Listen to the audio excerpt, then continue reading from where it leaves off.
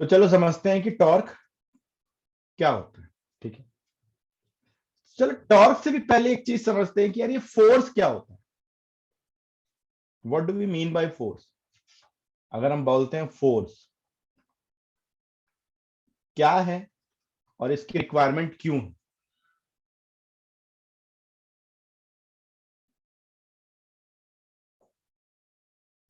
बताओ।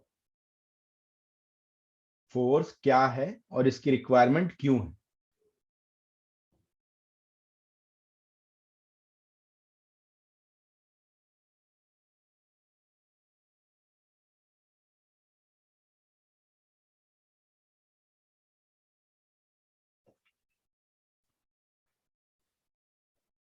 I can understand कि आपका दिवाली का हैंगओवर होगा अभी।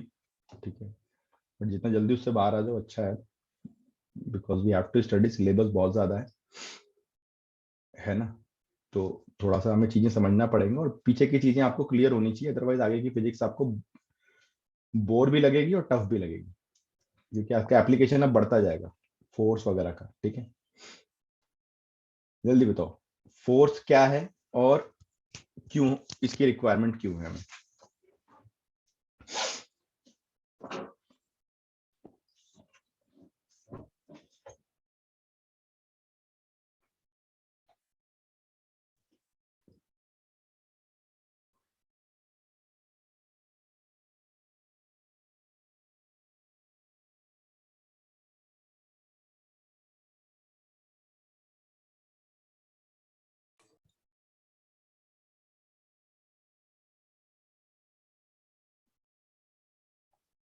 बाकी लोग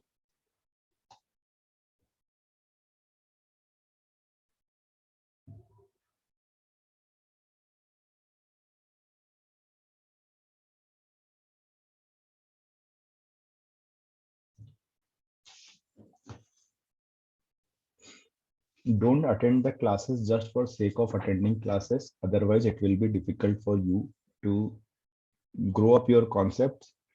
और कॉन्सेप्ट अगर फिजिक्स में ग्रो अप नहीं होंगे तो आप ये मान के चलो कि now the CBSE has decided कि भैया पेपर्स अभी आप ट्वेल्थ का जो बोर्ड क्या हो रहा है, ठीक है, हमें स्कूल के होम एग्जाम्स की मैं बात नहीं करता, वहां तो टाइम पास होता है, बट जो ट्वेल्थ का आपका जो बोर्ड हो रहा है, बहुत अच्छे पेपर आ रहे हैं स्टैंडर्ड के, ऑलमोस्ट कंपटीशन लेवल के फिजिक्स के पेपर बोर्ड में आ रहे हैं।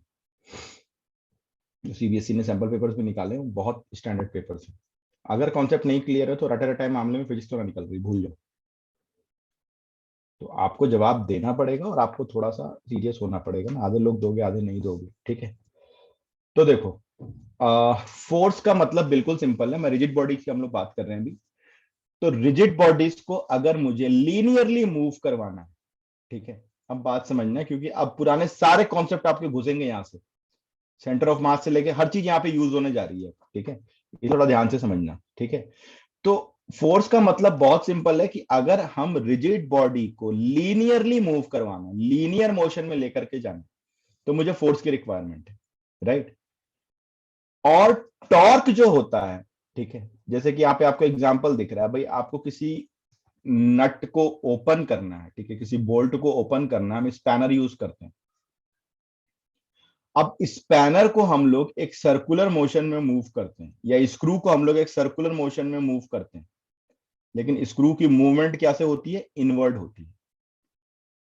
तो टॉर्क को हम लोग बोलते हैं, जो टॉर्क होता है इसका सिंपल मीनिंग होता है मोमेंट ऑफ फोर्स। ठीक है, मोमेंट ऑफ फोर्स। ठीक है, अब आप अगर आपको याद होगा तो मैंने आपको शायद लास्ट टाइम पे ये वर्ड बताया था कि what do we mean by moment. Physics में जब हम मोमेंट यूज करेंगे in case of rigid bodies, इसका मतलब क्या होता है, किसी को याद है?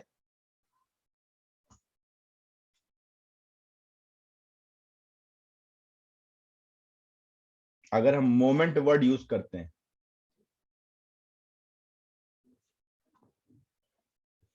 ना, moment is not perpendicular, moment is the multiplied by the distance. ठीक है, मल्टीप्लाइड बाय द डिस्टेंस। ठीक है, अब अगर आपके पास में कोई रिजिड बॉडी है, ठीक है, और आप किसी पोजीशन पे, ठीक है, ये उसकी पोजीशन है, और इस पोजीशन पे मैं किसी डायरेक्शन में फोर्स लगाऊं, राइट। अगर मैं इससे किसी डायरेक्शन में फोर्स लगाऊं तो ये फोर्स, जैसे कि आपको डोर को, अब दरवाजा कैसे खोलते हैं हम लोग, एक कोने पे हम धक्का मारते हैं, ठीक है, वी अप्लाई फोर्स ओनली ना, we do not intend to rotate it. हमें पता है कि वो दरवाजा रोटेट होगा, उसको हमने डिजाइन इस तरीके से किया है, उसके एक एंड पे हमने हिंज लगाया हुआ है, और हम जस्ट अपोजिट एंड को पुश करते हैं, राइट। हम जस्ट अपोजिट एंड को पुश करते हैं, और एक एंड पे हमने हिंज लगाया हुआ है, ठीक है। तो उस हिंज के कारण, ठीक है, एक पर्टिकुलर एक्सिस के अबाउट वो दरवाजा रोटेट करेगा, राइट। वो दरवाजा रोटेट करेगा। सपोज करो ये मेरा एक्सिस ऑफ रोटेशन है, और ये पार्टिकल जो है यहां से कनेक्टेड है, इसकी पोजीशन है कुछ, जिसका पोजीशन वेक्टर है आर, ठीक है, और इस पे मैंने एक डायरेक्शन में फोर्स लगाया, तो ये फोर्स के कारण क्या होगा, ठीक है, फोर्स, और ये जो देखो फोर्स इस पॉइंट पे लग रहा है, बात समझना, ठीक है, थोड़ा सा ध्यान से सुनना, ये थोड़ा सा क्रिटिकल कॉन्सेप्ट है, टॉर्क जल्दी समझ में नहीं आता। यहां पे फोर्स लग रहा है एक पर्टिकुलर पॉइंट, राइट। आप एक काम करो, आप पेंसिल को या पेन आप जो भी यूज कर रहे हो उसको एक एंड पे पकड़ लो, ठीक है, आप पेंसिल पेन जो भी यूज कर रहे हो उसको एक एंड पे पकड़ो, और दूसरे एंड पे आप अपनी फिंगर रखो, लगाओ, और दूसरे फिंगर को फोर्स लगाओ। क्या हो रहा है,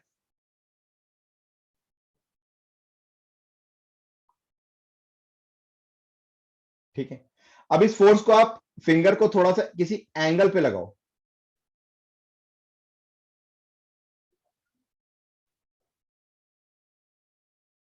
बात समझ में आ रही है,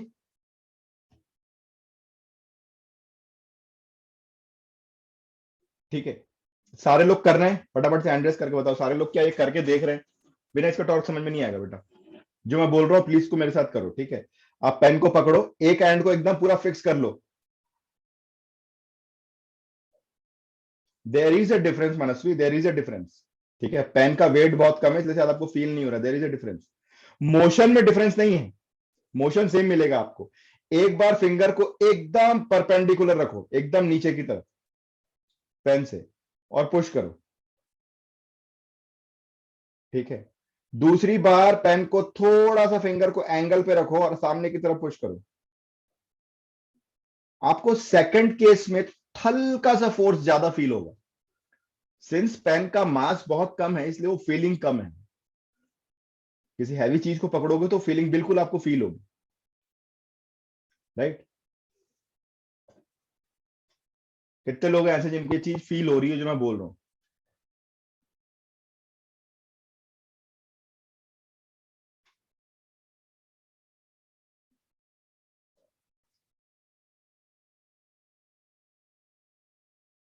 नहीं हो रही क्योंकि आपका पेन का वेट कम।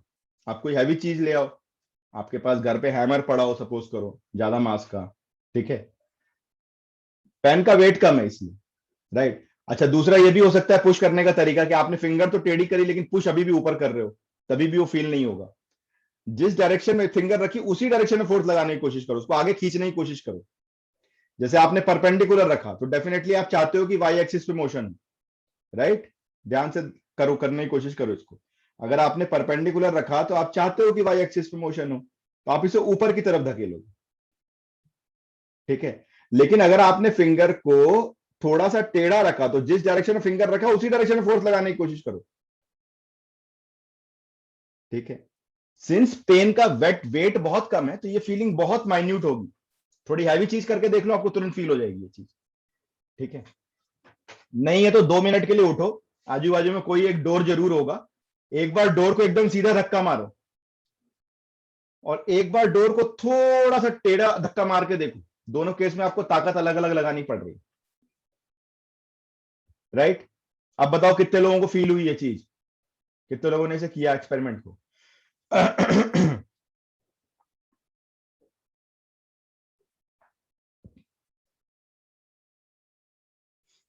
राइट। इसका रीजन क्या है? इसका रीजन बहुत सिंपल है कि किसी भी चीज को एक चीज तो समझ में आ गई यहां से, force alone is not responsible for rotation. Otherwise दोनों केस में रोटेशन तो हमने सेम कराया, लेकिन फोर्स की जो मैग्नीट्यूड है वो चेंज होगी। आपको ज्यादा प्रेशर फील हुआ, इसका मतलब आपने ज्यादा फोर्स लगाया सेकंड केस में, राइट। तो आपको देखो, अगर जैसे मान लो इसी का एग्जांपल लेते हैं, ठीक है। अब ये चीज आपको सबको तुरंत इमेजिन हो जाएगी, ठीक है। मुझे इस नट को ओपन करना है या इस बोल्ट को मेरे को ओपन करना है। अब मान लो मैंने स्पैनर लगाया और स्पैनर पे मैं फोर्स इस जगह पे लगाऊं, ठीक है। एक फोर्स आपको यहां लगा हुआ दिख रहा है, एक फोर्स मैंने बोला नहीं मेरे को फोर्स यही लगाना है, ठीक है। मैग्नीट्यूड मैं सेम रखूंगा, मैंने डिस्टेंस चेंज कर दिया। अभी क्या टॉर्क होता है नहीं होता है सब भूल जाओ 2 मिनट की, बस खाली फीलिंग को समझने की कोशिश करो। अगर मैंने पास में पकड़ा, ये सबने कभी ना कभी करके देखा होगा, अगर मैंने इसे पास में पकड़ा तो क्या होगा? ताकत मुझे ज्यादा लगानी पड़ेगी या कम लगानी पड़ेगी?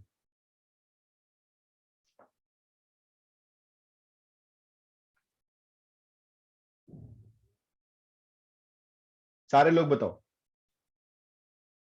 देखो सबको फील हो रहा है ये, आपको तो नहीं पता। अरे कम क्यों लगानी पड़ेगी प्रियांश बाबू, कौन सी दुनिया में हो? जब आप पास में पकड़ोगे, कभी बोल्ट वोल्ट नहीं खोला क्या?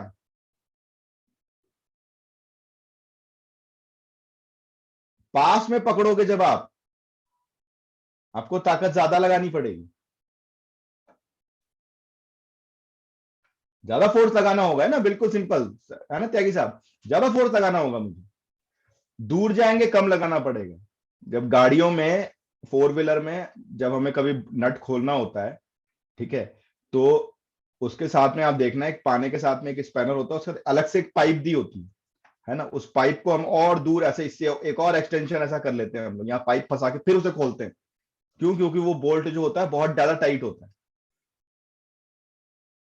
और हमारे ह्यूमन बॉडी की पावर की एक लिमिटेशन है ना, लेकिन उस चीज को ये बोल्ट नहीं समझता। इसके खुलने का एक अपना रिक्वायरमेंट है, वो रिक्वायरमेंट फोर्स नहीं है, वो रिक्वायरमेंट क्या है? टॉर्क है। उसको एक फिक्स टॉर्क चाहिए, अगर उतना टॉर्क उसको मिल गया तब वो ओपन होगा। तो जैसे फोर्स आपका नेसेसरी है लीनियर मोशन के लिए, फोर्स आपका किसके लिए नेसेसरी है? लीनियर मोशन के लिए। भाई बिना फोर्स के you can not imagine the linear motion, बिना फोर्स के एक्सेलरेशन होगा ही नहीं होगा। और मैंने क्या बताया था, किसी भी बॉडी का मोशन किससे डिटरमाइन होता है? एक्सेलरेशन से होता है।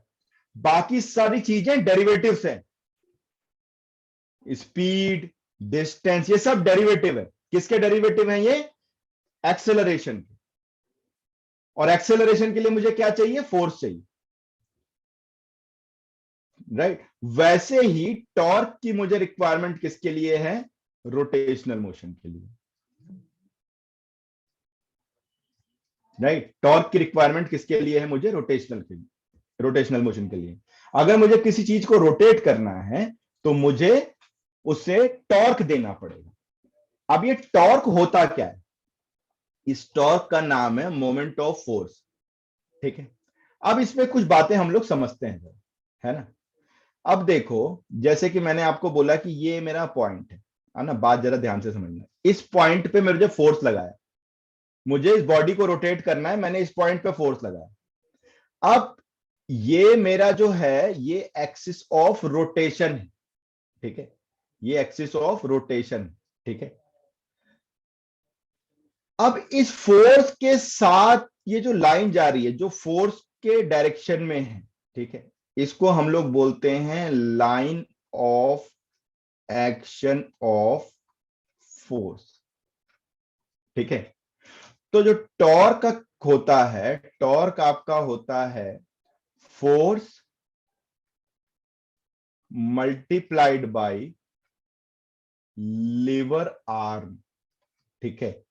ये नए नए टर्मिनोलॉजी थोड़ा सा अब यूज होंगे, इसको समझने की कोशिश करो। Force multiplied bye liver arm, अभी क्या लिवर आर्म क्या होता है मैं समझाऊंगा, या इसी को हम लोग दूसरा बोलते हैं मोमेंट आर्म, समझने की कोशिश करो, ठीक है। ये इसके नाम है। Liver arm is nothing but the perpendicular distance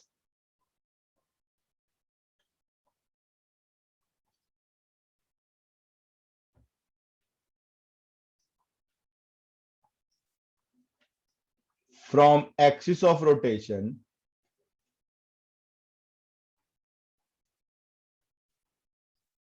to the line of action of force, ठीक है। बेटा नोट करते जाना अच्छे से, थोड़ा सा डिटेल में, है ना, प्यार मोहब्बत से एकदम। थोड़ी सी ये क्रिटिकल चीज है टॉर्क, थोड़ा सा परेशान करेगी आपको शुरू में, बट धीरे धीरे समझ में आ जाएगा। I will try my level best कि मैं आज ही आपको बिल्कुल एकदम एक्सप्लेन कर दूंगी, ठीक है। ये लिवर आर्म की डेफिनेशन है ना। तो ये line of action of force है, ये मेरा एक्सिस ऑफ रोटेशन है, यहां से मैंने एक परपेंडिकुलर डिस्टेंस लिया which is equal to D. R क्या है? R is the position vector, ठीक है, of the point of action of force. जिस जगह पे आपने फोर्स लगाया उस जगह का पोजीशन वेक्टर क्या है? आर है। R is the position vector of point of action of force, right.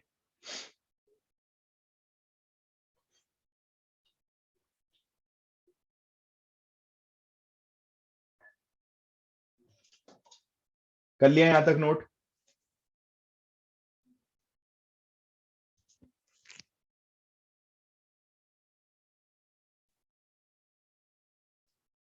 हम बहुत ही खतरनाक चीज में एंटर कर चुके हैं, है ना। ये खतरनाक जोन है, थोड़ा सा बहुत स्लिपरी रोड है।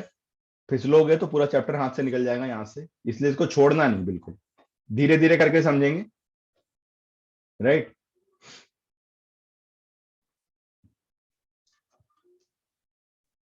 जैसे जैसे नोट कर लोगे एक बार हैंड रेस करते जाना।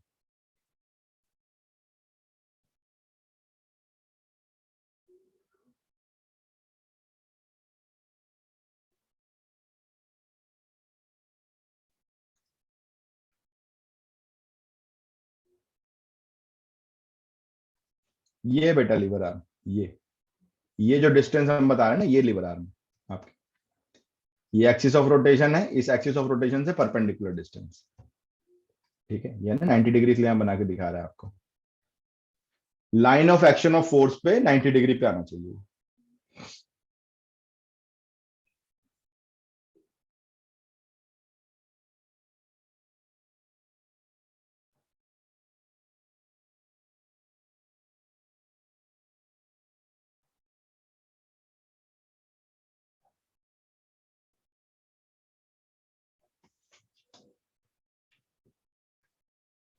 ओके, चलो आगे चलें। अब देखो मैंने क्या बताया, टॉर्क। अब जरा ध्यान से देखना है यहाँ पे, टॉर्क, टॉर्क को ना ऐसे दिखाते हैं ग्रीक लेटर से, ये इस तरीके से बनाते हैं ना, इसको हम लोग पढ़ते हैं टाउ, TAU, टाउ, टाउ बोलते हैं इसको, ठीक है। तो टॉर्क क्या हो गया आपका? फोर्स इनटू, मैंने क्या बोला, ये डिस्टेंस को डी ले लिया, तो फोर्स इनटू डी, ये होता है torque. Force into liver arm, liver arm is nothing but the perpendicular distance, ये जो लेंथ है आपकी, from axis of rotation on the line of action of force. Force मेरा लग यहां पे रहा है, लेकिन इसी चीज को मैंने एक्सटेंड कर लिया, ये लाइन ऑफ एक्शन। ठीक है, ये लाइन ऑफ एक्शन। तो टॉर्क, अब देखो क्या हो जाएगा, ये ट्रायंगल में अगर आप देखोगे तो D इज इक्वल टू, आपको दिखा रहा है यहाँ पे R साइन थीटा हो गया। तो टॉर्क को मैं क्या लिख सकता हूं, F into R sine theta, या टॉर्क वेक्टर को मैं क्या लिख सकता हूं, R क्रॉस F। ठीक है, टॉर्क को मैं लिख सकता हूं R क्रॉस F।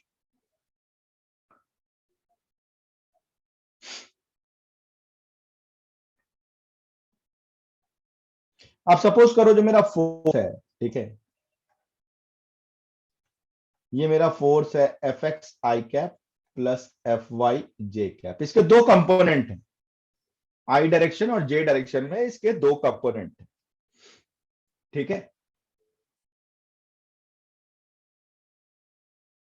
तो और जो मेरा पोजीशन वेक्टर आर है, ये कुछ होगा कोऑर्डिनेट एक्स आई कैप वाई जे कैप। तो टॉर्क क्या हो जाएगा मेरा, आर क्रॉस एफ।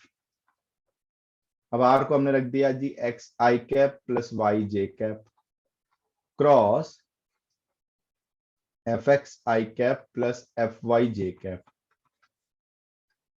तो क्या हो जाएगा देखो, अब देखो आई क्रॉस आई क्या होता है, याद है किसी को, आई क्रॉस आई जे क्रॉस जे क्या होता है, 1। हाँ, जीरो। यस जय, बिल्कुल सही, जीरो। अनन्या गुड। ऐसा ना करो, ऐसा जुल्म ना करो तुम लोग फेस के ऊपर। वेक्टर भूल जाओगे तो गड़बड़ हो जाएगी, चैप्टर पूरा वेक्टर बेस्ड है। याद है भैया सबको, पाठक साहब याद है।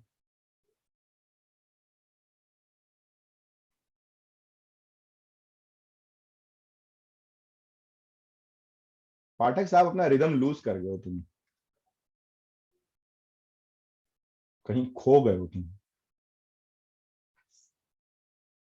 चलो, तो हमें आई वाले को नहीं देखना, आई क्रॉस आई तो जीरो होगा, मतलब एक्स को मेरे को किससे मल्टीप्लाई करना है, इससे करना है। तो क्या हो जाएगा देखो, एक्स एफ वाई, अब ये साथ में क्या आ जाएगा, आई क्रॉस जे। आई क्रॉस जे क्या होता है, के कैप।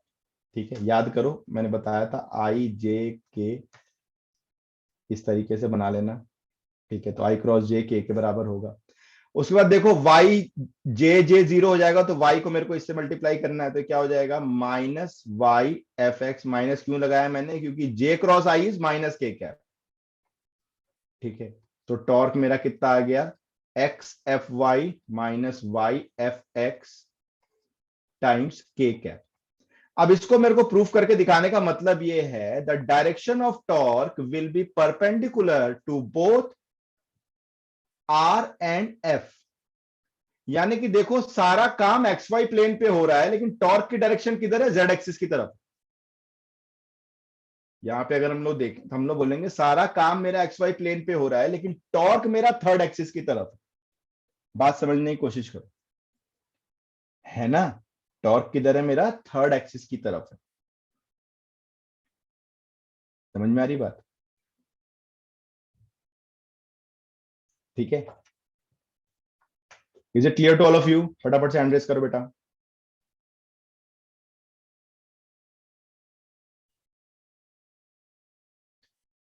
पीसीएम पीसीबी बोथ, मैं दोनों के लिए बता दूं ये चीज, कि भाई आप दोनों के लिए ही ये चैप्टर मोस्ट इंपॉर्टेंट चैप्टर्स में से एक है। ठीक है, अगर आप इसे नहीं समझोगे तो बहुत से क्वेश्चन से आप हाथ धो बैठोगे, है ना। मैकेनिक्स का सबसे इंपॉर्टेंट चैप्टर हम लोग कर रहे हैं अभी, और सबसे डिफिकल्ट भी।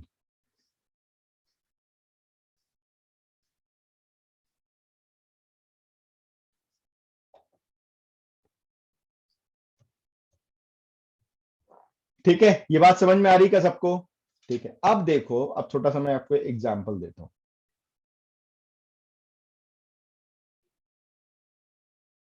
वेक्टर फॉर्म में आ सकते हैं, डेरिवेशन फॉर्म नहीं बोलते उसको, वेक्टर फॉर्म बोलते हैं। सपोज आपको पोजीशन वेक्टर दे दिया और फोर्स का वेक्टर दे दिया, तो आपको पूछ सकता है कि टॉर्क निकालो। ठीक है, तो आपको आर क्रॉस एफ करना है, सिंपल, है ना। अब देखो, अगर मैं आपको बोलूं what do you understand by the word couple, couple से क्या समझते हो, जल्दी बताओ। कपल का मतलब क्या होता है? Sir, equal and opposite force acting in different line of actions. No, what do we mean by couple?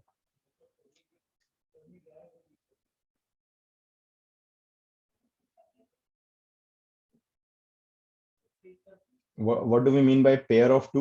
No, couple is not pair.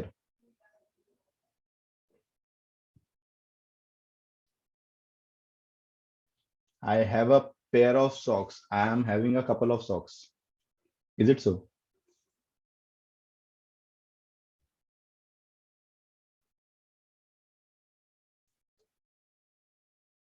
What do you mean by couple यार? अंग्रेजी माध्यम के विद्यार्थियों, कपल नहीं पता?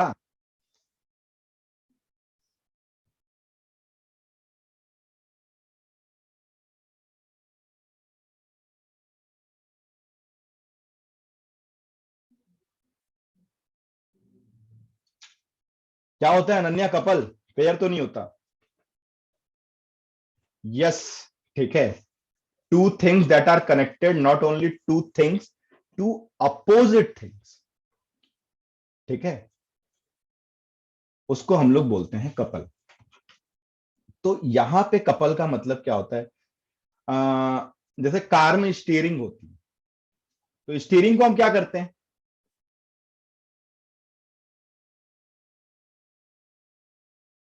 स्टीयरिंग क्यों होती है कार में?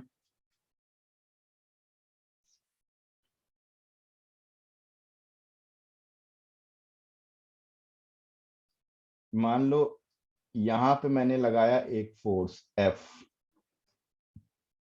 यहां लगाया दूसरा फोर्स F। सपोज करो ये मेरा एक्सिस ऑफ रोटेशन, राइट। अब ये टोटल फोर्स का फोर्स से जो डिस्टेंस है वो D है। ये इसे हम बोलते हैं x1 डिस्टेंस, इसे हम बोलते हैं x2 डिस्टेंस, ठीक है। यहां पे ये हिंज्ड है, इस पोजीशन पे ये हिंज्ड है, मतलब ये मूव नहीं कर सकता लीनियरली, ये सिर्फ रोटेट कर सकता है, राइट। अब देखो ये जो F वाला फोर्स है, अब बात समझना, मैं आपको टॉर्क की डायरेक्शन समझा रहा हूं, ठीक है। अभी तक तो हम लोग टॉर्क के मैग्नीट्यूड की बात कर रहे थे, डायरेक्शन में वेक्टर फॉर्म में समझ में आ गई, लेकिन नॉर्मली हम डायरेक्शन कैसे लेंगे? Rotation, rotation is only be in two direction, जो हमें दिखाई देता है। ओमेगा की डायरेक्शन जो होती है वो परपेंडिकुलर होती है, ओमेगा की डायरेक्शन के बारे में हम पहले डिस्कशन कर चुके हैं, और ओमेगा की डायरेक्शन में ही आपको टॉर्क मिलेगा, ठीक है। रोटेशन को जब हम डिफाइन करते हैं तो या तो क्लॉकवाइज डिफाइन करते हैं, एंटी क्लॉकवाइज डिफाइन करते हैं, राइट।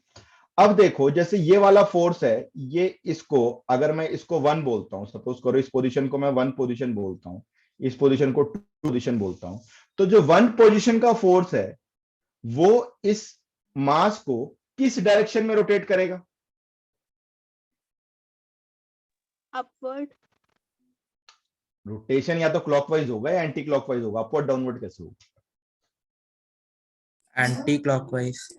Anti clockwise. और पोजीशन नंबर 2 का जो फोर्स है वो किस डायरेक्शन में करेगा? क्लॉकवाइज। सॉरी, ध्यान से एंटी क्लॉकवाइज। ध्यान से देखो, ध्यान से देखो, ध्यान से देखो, ना जी, ना क्लॉकवाइज नहीं कर रहा, वो भी एंटी क्लॉकवाइज ही कर रहा है। ये इसको इधर घुमा रहा है, ये इसको इधर घुमा रहा है, ठीक है, राइट। हाँ, मनस्वी अच्छा है, पहले क्लॉकवाइज लिख के फिर नीचे एंटी लिखो तो एंटी क्लॉकवाइज होगी, हमने तो एंटी क्लॉकवाइज ही बोला था। नहीं, बहुत बहुत पहले ना एक अमिताभ की मूवी देखी थी मैंने, तो उसमें अमिताभ नकली गवाह बन के कोर्ट में जाता है गवाही देने, राइट। तो उससे वकील पूछता है कि अच्छा बताओ, जिसने खून किया वो कितना बड़ा था? तो अमिताभ अपनी हाइट के हिसाब से हाथ रखता है, कहता है कि यार कुछ इतनी हाइट थी। तो वकील कहता है लेकिन खून तो एक मुर्गे ने किया था। तो अमिताभ कहता है कि जी अभी मैंने नीचे वाला हाथ कहाँ लगाया, ठीक है, मैं तो पूरा बता रहा था, आप पूरी सुने ही नहीं। तो वैसे ही मनस्वी का था, पहले क्लॉकवाइज लिखो फिर बाद में लिख दो। सर मैं तो एंटी क्लॉकवाइज ही बोलना, तो एंटी टाइपिंग में रह गया था। अभी देखो यहां से, कभी भी जब हमें टॉर्क लेना है तो कहां लेंगे हम लोग, axis of rotation, point of rotation के अबाउट। तो पॉइंट ऑफ रोटेशन मेरा सपोज करो ये ओ है, तो पहले वाले फोर्स के कारण जो टॉर्क है, टॉर्क 1, ठीक है, इसकी वैल्यू कितनी हो जाएगी, फोर्स, और फोर्स का लाइन ऑफ एक्शन ये है, और एक्सिस ऑफ रोटेशन से परपेंडिकुलर डिस्टेंस हो गया x1, तो क्या हो गया F इंटू x1। टॉर्क 2 की वैल्यू कितनी होगी, force into axis of rotation से डिस्टेंस x2। तो net torque on the body कितना लग रहा है, अब ये ऐड होगा या सब्ट्रैक्ट होगा, ये किस पे डिपेंड करेगा कि इनके डायरेक्शन ऑफ रोटेशन क्या है, दोनों एंटी क्लॉकवाइज है तो ऐड होगा, टॉर्क 1 प्लस टॉर्क 2, तो कितना हो जाएगा ये F X one plus F X two, right. तो एफ अगर आप कॉमन निकालोगे that is x1 plus x2, x1 plus x2 is nothing but distance d between the forces. तो ये जो निकल के आया इसे हम कहते हैं कपल, ठीक है। तो couple is the if two forces of equal magnitude creating torque about a point of rotation so that the particle can rotate, ठीक है, उसको हम लोग बोलते हैं कपल। जैसे हम लोग गाड़ी की स्टीयरिंग घुमाते हैं तो हम क्या करते हैं, स्टीयरिंग पकड़ते हैं और एक हाथ से ऊपर फोर्स लगाते हैं, दूसरे से नीचे, ठीक है, तो हम एक कपल दे रहे हैं, ठीक है। तो गाड़ी की स्टीयरिंग जो होती है वो किसी भी एक डायरेक्शन में कंटिन्यूअसली मूव करेगी, ठीक है। Is it clear what is couple, फटाफट से हैंड रेज करो। No, direction should be same, in case of couple the direction will be same, चाहे वो क्लॉकवाइज हो चाहे एंटी क्लॉकवाइज हो, इट डजंट मैटर, ठीक है, बट दोनों ही टॉर्क की डायरेक्शन सेम होगी। अब देखो अगर आप बुक्स में पढ़ोगे ना तो बुक्स में कई जगह ना कुछ चीजें कंफ्यूजिंग सी लिखी हुई हैं, जैसे कि आपको बोलता है कि यार टॉर्क की डायरेक्शन जो है ना वो आपको क्लॉकवाइज वाली को पॉजिटिव लो, एंटी क्लॉकवाइज वाली नेगेटिव लो। मैं आपको एक सिंपल तरीका बता रहा हूं, ये सब कुछ फॉलो मत करो, ठीक है। जैसे कि मैंने आपको फोर्स में एक चीज समझाई थी, क्या समझाया था मैंने, कि भैया जब आप फोर्स का काम कर रहे हो तो direction of acceleration is the positive direction. हम लोग समेशन ऑफ फोर्सेस निकालते थे ना, वही सेम काम हमें यहां भी करना है टॉर्क के केस में, ठीक है। तो अलग से हम पॉजिटिव नेगेटिव को हम लोग ज्यादा इंपॉर्टेंस नहीं देंगे भाई। क्वेश्चन में जब हम आएंगे तो किसी भी एक डायरेक्शन को आप पॉजिटिव अज्यूम कर लो, अगर क्लॉकवाइज को पॉजिटिव ले रहे हो तो सारे पॉजिटिव क्लॉकवाइज डायरेक्शन वाले टॉर्क को हम लोग पॉजिटिव लेंगे, राइट। अभी क्वेश्चन करेंगे तो धीरे धीरे समझ में आएगा, पहले टॉर्क को समझो, टॉर्क क्या होता है। टॉर्क समझ में आ रहा है सबको, धीरे धीरे कुछ क्लियर हो रहा है कॉन्सेप्ट टॉर्क के।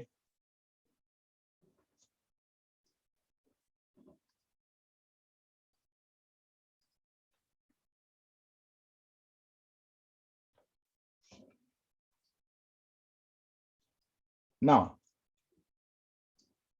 अब हम लोग बात करते हैं कंडीशन ऑफ इक्विलिब्रियम की। मैंने आपको बहुत पहले बोला था कि हम जो इक्विलिब्रियम पढ़ रहे हैं, ठीक है, that is not the complete equilibrium. Complete equilibrium मैं रोटेशन के टाइम आपको समझाऊंगा। तो अब वो वक्त आ गया जब हम लोग डिस्कस करेंगे what is the meaning of equilibrium, ठीक है।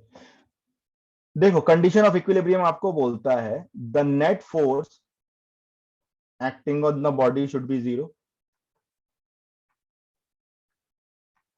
And net torque also acting on the body should be zero. ये होती है कंडीशन ऑफ इक्विलिब्रियम। सारे फोर्सेस और सारे ही टॉर्क का नेट सम जीरो होगा तो बॉडी इक्विलिब्रियम में होगी, राइट।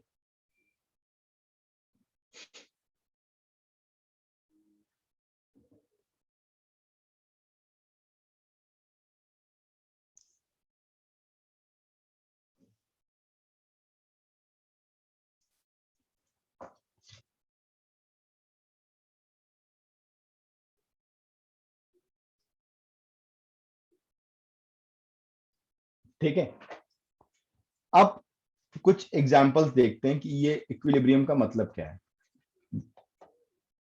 जैसे मान लो मैंने एक मास को, ठीक है, आप अपनी ऐसे दो फिंगर्स ऐसे ओपन करो और अपने दो फिंगर के ऊपर पेन को रखो, ठीक है, करो, ओपन करो, दोनों फिंगर को थोड़ा सा गैप दे करके एक पेन को अपने दोनों फिंगर्स पे रख लो। क्या ये इक्विलिब्रियम कंडीशन है?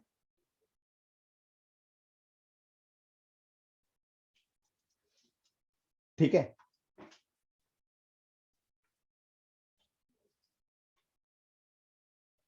इक्विलिब्रियम कंडीशन है ना ये?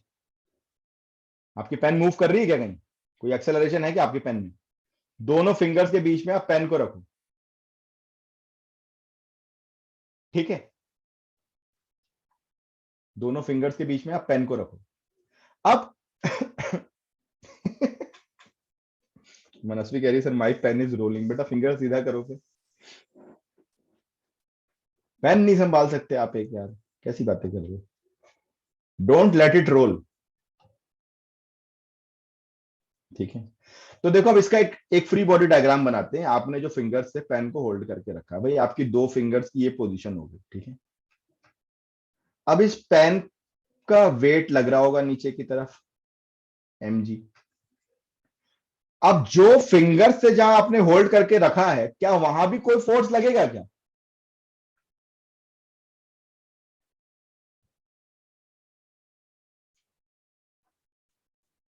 जल्दी बताओ।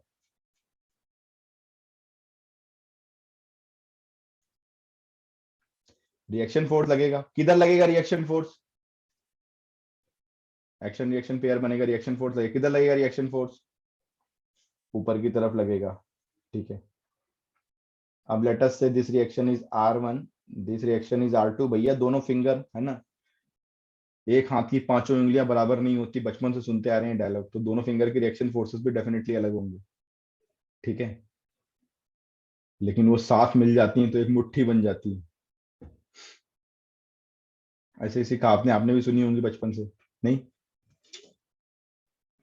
अब सपोज करो इस पेन का जो लेंथ है वो L है, आपको मालूम है तो मेजर कर सकते हो। आपने दोनों फिक्स जहां पे रखा है इसको x1 x2, ठीक है, ये भी आपको पता है, राइट। L/2 पे इसका सेंटर ऑफ मास पे इसका वेट लगेगा, ये भी आपको पता है। इतनी राम कहानी तो आपको पता है। अब ध्यान से समझो चीजों को, मैं क्या बोल रहा हूं कि भाई ये कंडीशन ऑफ इक्विलिब्रियम में है, मतलब सिग्मा fx 0 होना चाहिए, सिग्मा fy 0 होना चाहिए। fx में तो खैर x डायरेक्शन में कोई फोर्स ही नहीं है तो छोड़ दो। y डायरेक्शन में आप फोर्स लगाओगे तो क्या हो जाएगा? R1 plus R2 is equal to mg, ठीक है। होगा क्या? जल्दी बताओ, होगा कि नहीं होगा?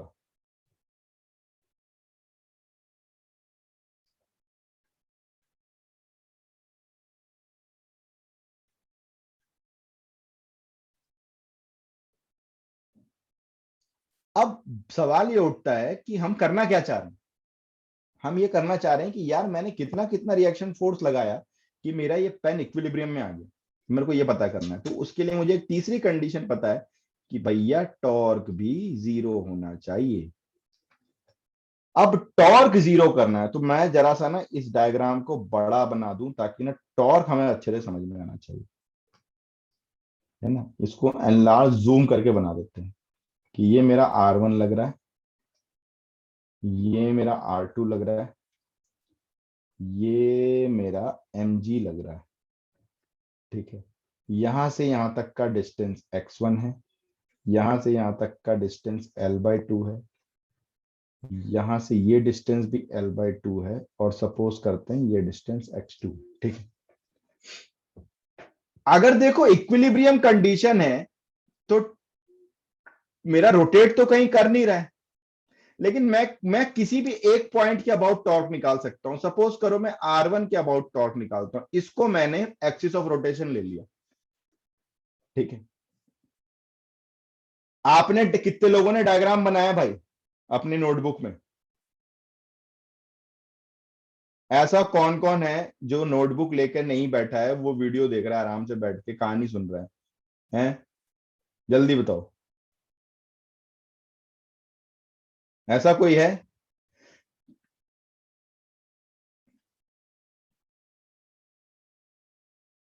अब जहां पे आपने ये R1 बनाया है उसके ऊपर अपना पेन रखो, Z एक्सिस, ये एक्सिस ऑफ रोटेशन है, ठीक है।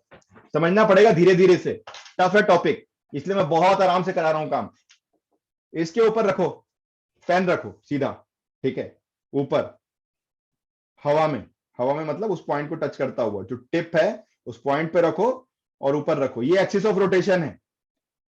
इमेजिन करो रॉड को घूमते हुए इसके चारों तरफ, किसी भी डायरेक्शन में घुमा लो, जहां आपकी मर्जी, क्लॉकवाइज एंटी क्लॉकवाइज, जो आपको अच्छा लगता हो, है ना। आंख बंद करके 1 मिनट इसको घुमाओ जरा, घूमना जरूरी है इसका।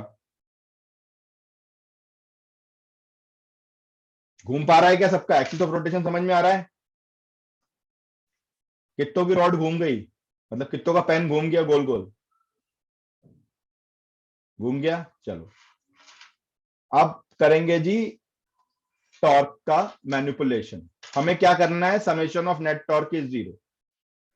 तो देखो एनी फोर्स, है ना, यहां से आप कुछ कुछ पॉइंट आपको नोट करने, एनी फोर्स passing through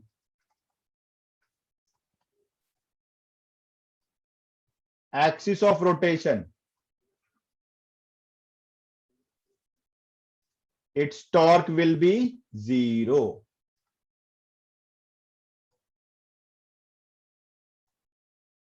ठीक है, ऐसा कोई फोर्स जो एक्सिस ऑफ रोटेशन से पास कर रहा है, इसका मतलब उसका लीवर आर्म है ही नहीं, 0 हो गया। ठीक है, दूसरा पॉइंट लिख लो, ठीक है, force parallel to axis of rotation will create 0 torque. Torque नहीं लगाएगा भाई,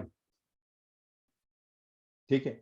अब 1 मिनट के लिए एक चीज को और समझते हैं जरा सा, है ना। ऐसे पेन को जैसे हमने पहले पकड़ा था ना घुमाने के लिए, एक बार पकड़ लो जरा, पकड़ो, सबने पकड़ लिया। अब parallel, not perpendicular, parallel force लगाओ। रोटेट कर रहा है क्या? किसका किसका पेन रोटेट कर रहा है? पैरेलल फोर्स लगा के।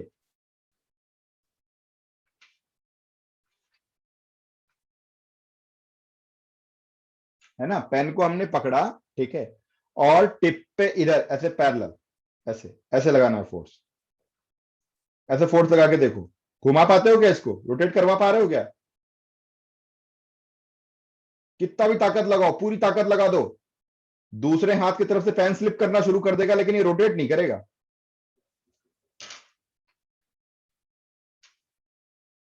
मुश्किल नहीं है, इम्पॉसिबल है।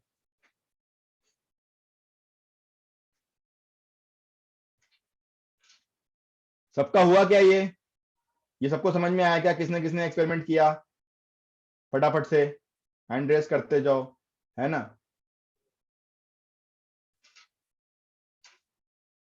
ये इम्पॉसिबल है, ये पेन रोटेट नहीं कर रहा है। क्यों नहीं कर रहा? Force parallel to axis of rotation और passing through the axis of rotation will create 0 torque. और रोटेशन तो साहब तभी होगा जब टॉर्क मिलेगा, फोर्स से रोटेशन नहीं होता। ठीक है, अब देखो यहां पे, अब हमें नेट टॉर्क, ये मेरा एक्सिस ऑफ रोटेशन है, तो मतलब ये R1 वाला तो 0 फोर्स, 0 टॉर्क लगा रहा है, R1 का कोई टॉर्क जनरेट नहीं हो रहा। अब इस एक्सिस ऑफ रोटेशन के अबाउट mg किस डायरेक्शन में घुमाएगा इसको? mg की बात कर रहे हैं हम लोग अभी।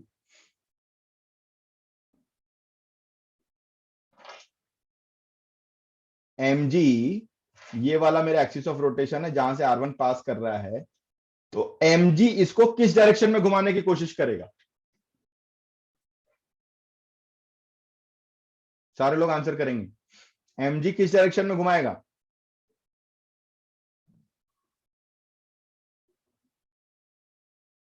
Why are you not confident Manasvi? May be क्या होता है? यू शुड बी कॉन्फिडेंट, यही आंसर होना चाहिए। किस डायरेक्शन में घुमाएगा mg?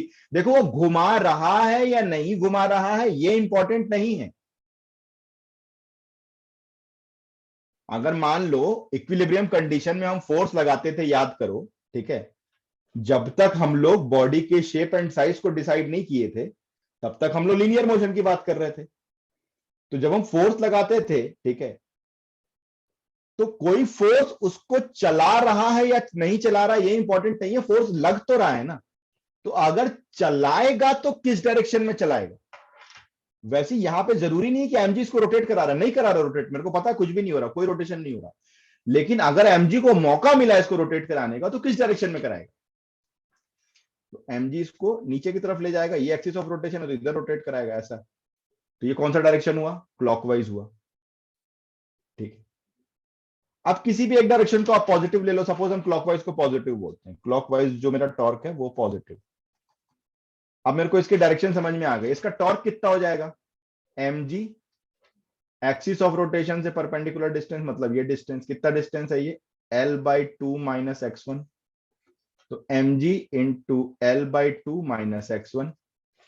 अब R2 जो रिएक्शन फोर्स लग रहा है वो किस डायरेक्शन में रोटेट कराएगा,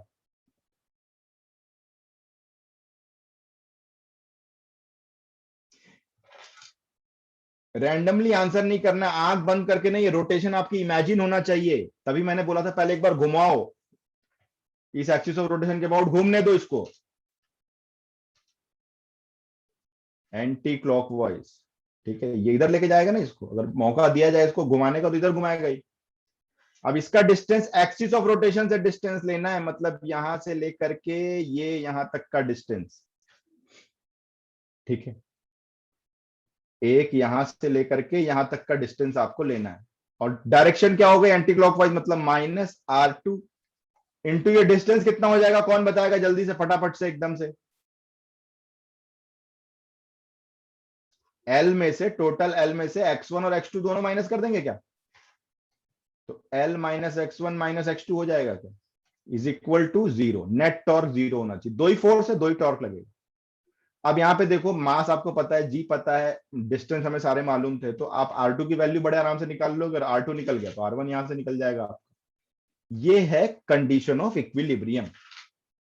कितने लोगों को समझ में आया भाई, इक्विलिब्रियम कैसे सॉल्व करेंगे हम लोग, किसको बोलते हैं इक्विलिब्रियम। इक्विलिब्रियम के बेसिस पे क्वेश्चंस बन करके आते हैं, काफी क्वेश्चंस बनते हैं।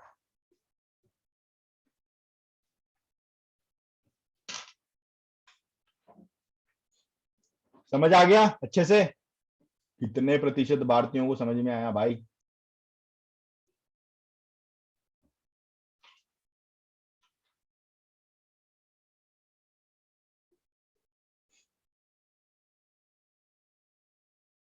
डेफिनेटली यू नीड प्रैक्टिस, एक दिन में एक्सपर्ट थोड़ी हो जाओगे, definitely you need practice.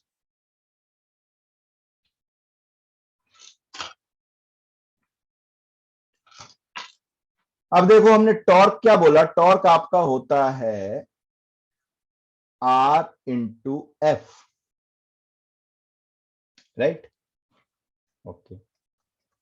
F, अगर आप किसी बॉडी को रोटेट करा रहे हो, ठीक है, जैसे सपोज करो भैया मेरे ये कोई बॉडी है, ठीक है, ये मेरा एक्सिस ऑफ रोटेशन है, यहां मैंने इसको हिंज कर दिया है ना, और मैं यहां फोर्स लगाया, और ये डिस्टेंस है मेरा R, ठीक है। तो R इंटू एफ क्या हो गया मेरा, टॉर्क हो गया। अब जिस डायरेक्शन में मैं फोर्स लगाऊंगा, बात समझने की कोशिश करो, तो ये कुछ ऐसा रोटेट करेगा, ये कुछ ऐसा रोटेट करेगा, है ना, ऐसे सर्कल बनाएगा ये कुछ। तो इस डायरेक्शन में यहाँ फोर्स है, इसी डायरेक्शन में इसकी वेलोसिटी भी होगी, और इसी डायरेक्शन में इसका एक्सेलरेशन भी होगा। तो फोर्स तो एक्सटर्नल है ना। न्यूटन सेकंड लॉ क्या है, कौन बताएगा मेरे को, what is Newton second law.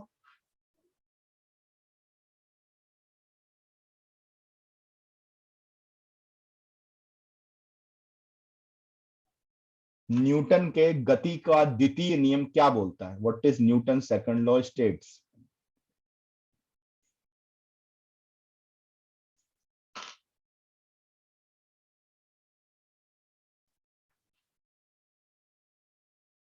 जल्दी जल्दी बोलो भाई।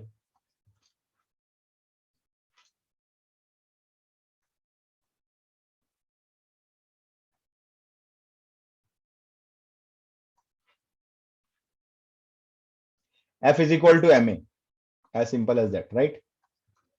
F is equal to ma, लेकिन हम लोग क्या बोलते हैं हमेशा, F external is equal to ma, भाई ये फोर्स एक्सटर्नल है, किसी एक्सटर्नल एजेंट ने ये फोर्स आपके ऊपर लगाया, राइट? किसी एक्सटर्नल एजेंट ने फोर्स आपके ऊपर लगाया and the acceleration is internal, acceleration उस बॉडी का है। आ रही बात समझ? एक्सेलरेशन इस बॉडी का है, ठीक है? तो यहां पे क्या हो जाएगा, आर, ठीक है, एम इंटू ए। टॉर्क मेरा जो है वो एक्सटर्नल है और उसके कारण क्या हुआ, मेरा एक्सेलरेशन इंटरनल हुआ। तो torque external is equal to M into R, और एक्सेलरेशन को हम लोग क्या लिख सकते हैं, आर इंटू अल्फा लिख सकते हैं क्या? तो ये क्या हो गया, M R square into alpha, and M R square is nothing but moment of inertia. तो torque external is equal to I into alpha. ठीक है, देखो बिल्कुल न्यूटन सेकंड लॉ जैसा आपको मिलेगा। न्यूटन सेकंड लॉ क्या बोलता है, लीनियर मोशन के लिए F is equal to M A, ठीक है? तो वैसे ही अगर जैसे न्यूटन सेकंड लॉ क्या बोलता है, F is equal to M A for linear motion,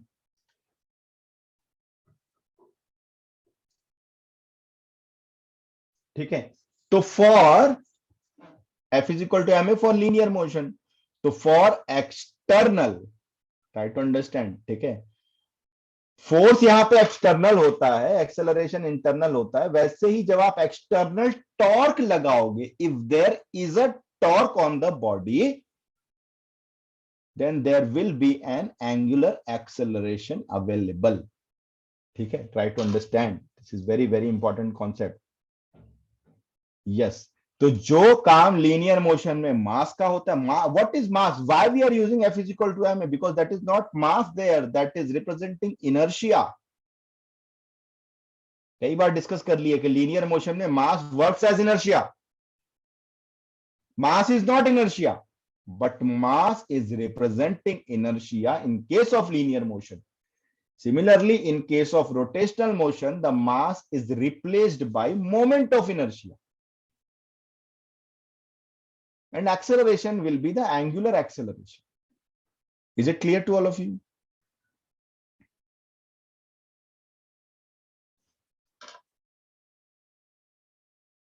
बोलो जी, जल्दी जल्दी बोलो, समझ में आ रही है क्या बात? कुछ पढ़ा पाता हूं क्या मैं? थोड़ा थोड़ा है?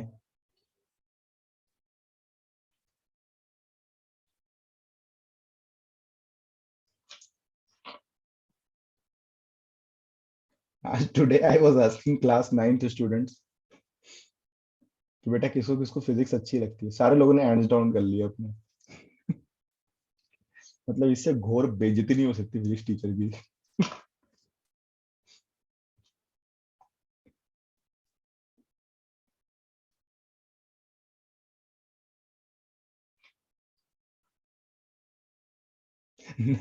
नाइन्थ से ही उनके दिल में डर बैठ गया फिजिक्स से।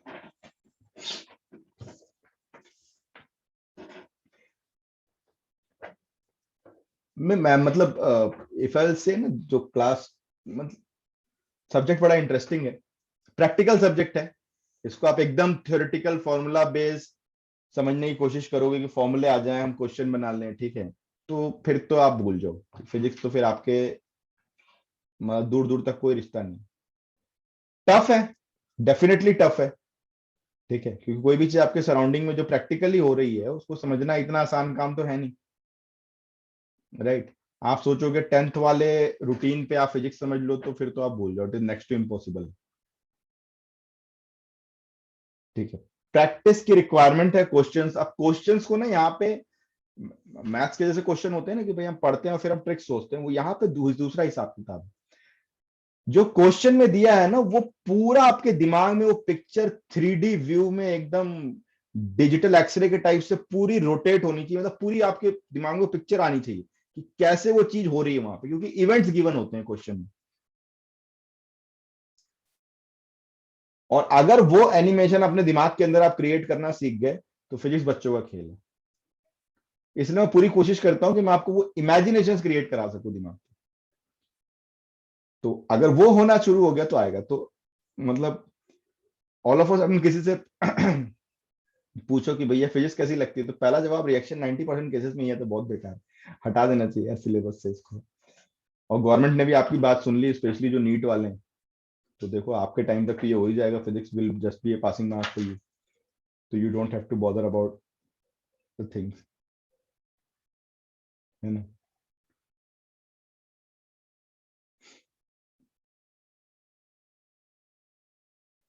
डू यू नो रदरफोर्ड, पता है कौन? अब तो पढ़ ही लिया होगा, तो एटॉमिक स्ट्रक्चर हो गया हो केमिस्ट्री में, तो रदरफोर्ड को तो जानते ही होगे, है ना, कि हु इज रदरफोर्ड। तो रदरफोर्ड ने बहुत पहले एक स्टेटमेंट दिया था कि the only science in the world is physics, rest all are just stamp collection. मतलब बाकी सब बेकार की चीजें, उनको कोई साइंस में नहीं काउंट करना चाहिए, बायोलॉजी केमिस्ट्री सब साइंस नहीं है, साइंस सिर्फ फिजिक्स है।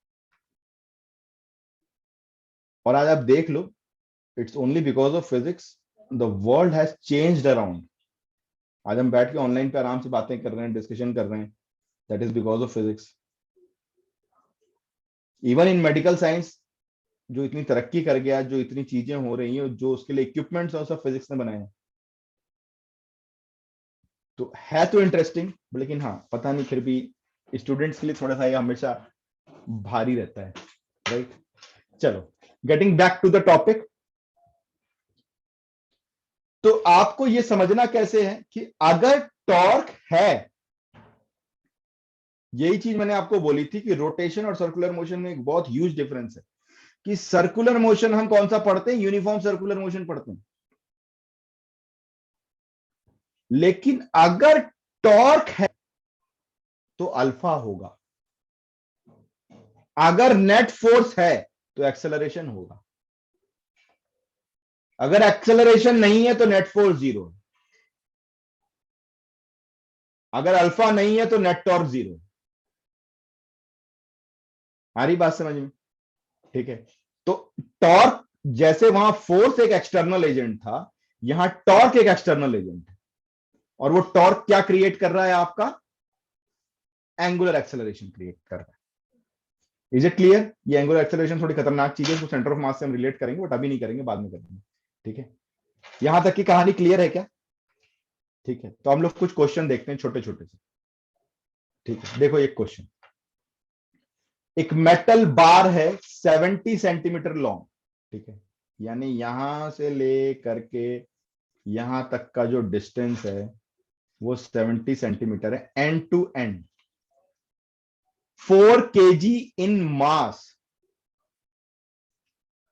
तो देखो, जो 4 किलो का मास होगा वो एग्जैक्टली सेंटर से लगना चाहिए 4g। ठीक है, supported on 2 knife edges. Knife edges में से आपका रिएक्शन फोर्स जाएगा R1 एंड R2, राइट। एक 6 किलो का वेट जो है एक एंड से आपका, अच्छा ये देखो, नाइफ एजेस से आपको बोल रहा है ये 10-10 सेंटीमीटर पे, यहां से 10 सेंटीमीटर है और ये यहां से 10 सेंटीमीटर है एंड से। ठीक है, एक 6 किलो का मास है 6 kg का, तो इसका वेट 6g नीचे लगेगा, और ये कहां पे है? Suspended at 30 centimetre from one end, एक एंड से 30 सेंटीमीटर है। ठीक है, राइट। आपको रिएक्शन फोर्स निकालना, तो ये कंडीशन ऑफ इक्विलिब्रियम हो गई। तो सबसे पहले तो आप क्या करोगे कि R1 plus R2 is equal to 6g plus 4g। ये दोनों फोर्सेस कहां आ रहे हैं? आपके वर्टिकली डाउनवर्ड है। ठीक है, कैसे पता चला हमें? Summation Fy is equal to 0 से। ठीक है, तो R1 प्लस R2 आपका कितना हो गया? ये हो गया 10g के बराबर। एक इक्वेशन हमें ये मिल गई। अब हमें क्या करना है? अब हमें नेट टॉर्क जीरो करना है। ठीक है, अब हमें क्या करना है? अब हमें नेट टॉर्क जीरो करना है। तो नेट टॉर्क कैसे जीरो होगा? ठीक है, किसी भी एक जगह पे हमें point of application, axis of rotation लेना है। तो सपोज करो मैं R1 के ऊपर ही ले लेता हूं। R1 के ऊपर लेने का फायदा क्या है कि मेरा R1 वाला टॉर्क 0 हो जाएगा, तो सीधे R2 की वैल्यू आ जाएगी, इसलिए R1 के ऊपर ले रहे हैं। ठीक है, तो taking axis of rotation eight R1 पे बेटा आप एक्सिस ऑफ रोटेशन ले लो। ठीक है, तो R1 का टॉर्क तो 0 हो गया। Any force passing through the axis of rotation create 0 torque. अब आप इस डायग्राम को अपने नोटबुक में पहले तो बना लो, ठीक है, समझने में आसानी होगी, और यहां पे अपना पेन रख लो। राइट, अब बताओ ये 6G वाला जो फोर्स लग रहा है, ये 6 kg वाला जो मास है, ठीक है, देखो यहां से यहां हो गया। अच्छा, ये एक एक करके ना फोर्स भी जरा हम लोग डिस्टेंस देख लेते हैं पहले। चलो पहले 6G वाले का करते हैं, कोई बात नहीं। तो 6G वाला जो मास है, इसका डायरेक्शन क्या होगा टॉर्क का? रोटेशन का direction, that is not the direction of torque. Rotation का डायरेक्शन क्या करेगा? किस डायरेक्शन में घुमाने की कोशिश करेगा ये? अरे वाह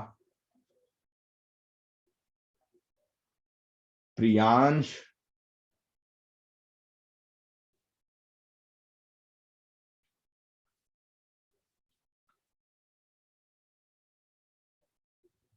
एंटी क्लॉकवाइज प्रियांश या क्लॉकवाइज? Clockwise, very good. ठीक है, तो ये क्लॉकवाइज ऐसे घुमाएगा ना, ये नीचे लग रहा है तो ये इधर घुमाएगा ऐसा, तो ये क्लॉकवाइज डायरेक्शन हुआ हमारा। ठीक है, तो क्लॉकवाइज कोई पॉजिटिव ले लो, कोई दिक्कत नहीं। अब ये क्या हो जाएगा? R1 इंटू परपेंडिकुलर डिस्टेंस यहां से यहां तक का, तो ये कितना हो जाएगा? देखो ये 30 और ये -10, 20 हो गया। ठीक है, अब ये 4G वाला किधर घुमाएगा?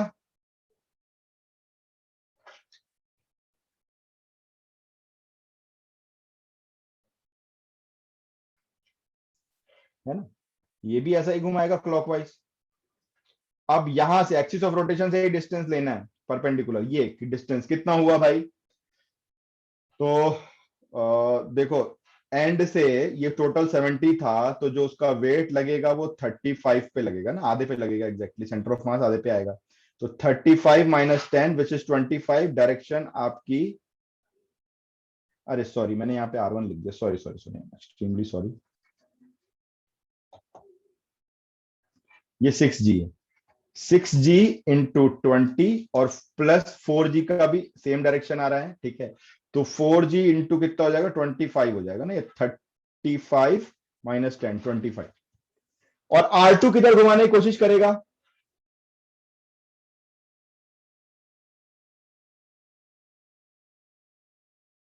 एंटी क्लॉकवाइज, इधर घुमाएगा R2 इसको, है ना, अगर मौका मिला उसको घुमाने का तो इधर घुमाएगा।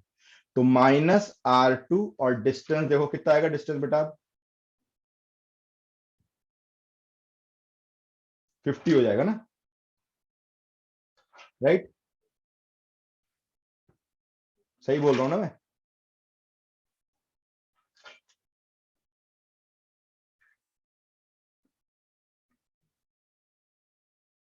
अब देखो एक चीज आपके दिमाग में आ रहा होगा, सर सेंटीमीटर है, इसको मीटर में नहीं बदलना क्या? जरूरत नहीं है, क्योंकि मल्टीप्लीकेशन में है, तो मान लो मीटर में बदलोगे, divide by divide 100 divide by 100, तो अल्टीमेटली वो कैंसिल आउट हो जाना है। बदलो ना बदलो फर्क नहीं पड़ेगा। ठीक है, अब इसे कैलकुलेट कर लो, R2 की वैल्यू मिल जाएगी आपको। तो ये कितना हो गया आपका? 120G plus 200G is equal to 50R2। तो R2 50R2 is equal to 320G। तो R2 इज 32G की वैल्यू 10 पुट कर लो, डिवाइडेड बाई 5। तो R2 आपका हो गया 64 Newton, right?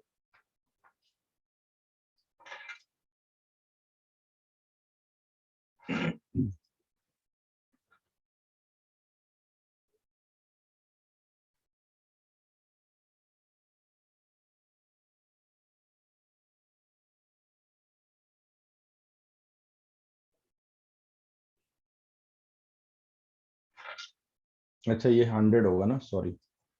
Sorry calculation mistake.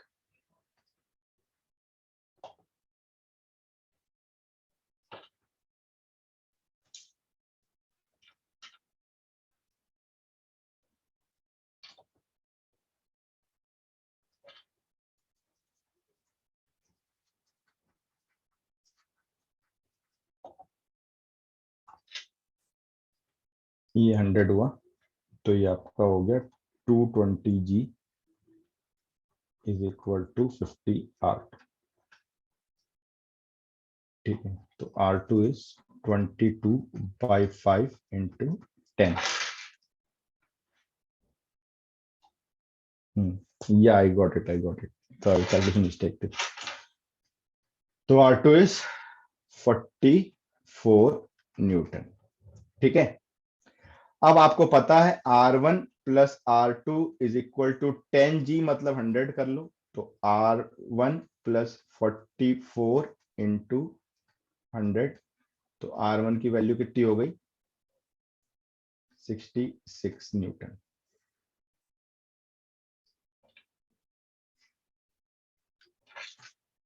Clear है? समझ में आया सबको?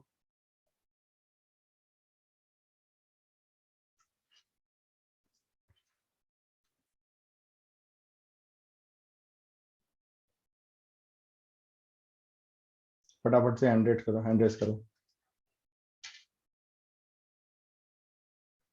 हाँ, 56, सॉरी कैलकुलेशन में दिमाग काम नहीं कर रहा आज। 56 newton. Is it clear to all of you? कैसे कैलकुलेट किया हमने?